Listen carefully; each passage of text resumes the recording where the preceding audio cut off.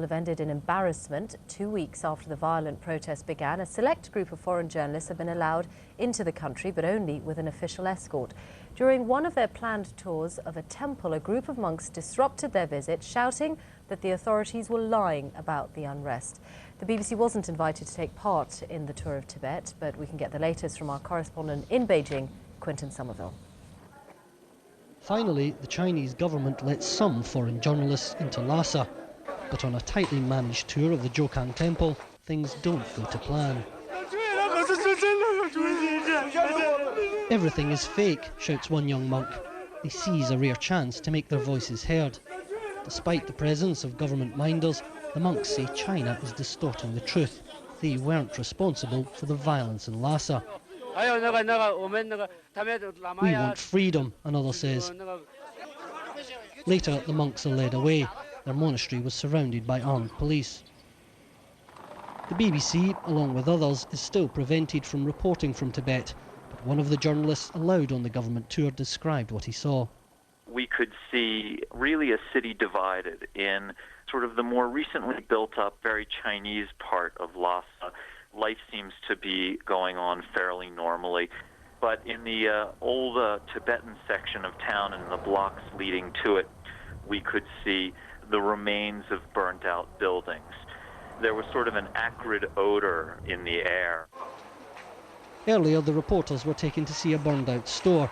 It said rioters set this clothes shop on fire. 5 young women died here. The next stop was a hospital. In barely 3 days, this small group of reporters have been given the briefest glimpse of what's going on in Tibet. It's not enough, says the exiled Tibetan leader. I think this is time. The Chinese government or concerned, I think the officials, must accept the reality. I think that's important. Now, in any case, we are 21st century. Because the pretending or lies cannot work. Only after international pressure has China let a small group of foreign journalists briefly visit Tibet, but they aren't allowed to roam freely or speak privately to ordinary people there. Even so, they're telling a story that the communist government doesn't want heard, that Lhasa is a city divided, and Tibetan anger over Chinese rule hasn't disappeared. Quentin Somerville, BBC News, Beijing.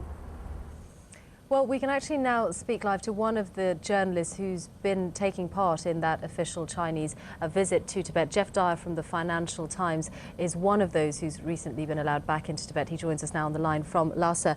Jeff Dyer, we've seen your report in the Financial Times of today, but just tell us first about this event during the tour of the temple, which was disrupted by the Buddhist monks. Were you there at the time? I was, yes. It was quite an extraordinary event. We were talking to one of the senior monks when he was pushed aside by 30 younger monks, many of them seemed very distressed, some of whom were crying.